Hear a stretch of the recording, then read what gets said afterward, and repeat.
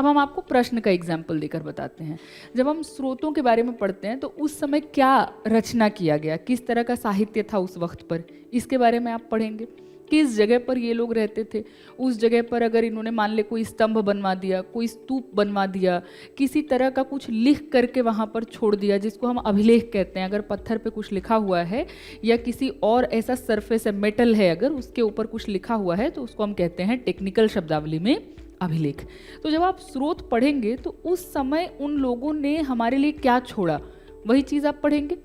प्रश्न का हम आपको उदाहरण देते हैं। प्रारंभिक परीक्षा के प्रश्न आप देखेंगे, यूपीएससी ने पूछा है कि अर्थशास्त्र का दास्ता के संदर्भ में क्या विचार है, और 3 आपको वहां पे उन्होंने ऑप्शन, 3 स्टेटमेंट्स दे दिए और फिर पूछा कौन सा वाला सही है, कौन सा वाला गलत है।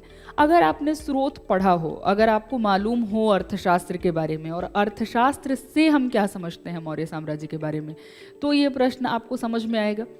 अगर आपने स्रोत नहीं पढ़ा हो, आपने कितना भी समाज पढ़ लिया हो, आपको पता ही नहीं होगा कि वो जानकारी हमको किस पुस्तक से प्राप्त हो रही है। अगर इस चीज़ को आपने ध्यान में रखकर पढ़ा होगा तो आपका समाज तो प्रिपेयर होगा ही कि अर्थशास्त्र जो है वो समाज के बारे में क्या कह रहा है, अर्थव्यवस्था के बारे में क्या कह रहा है, राजनीति के बारे में क्या कह रहा है।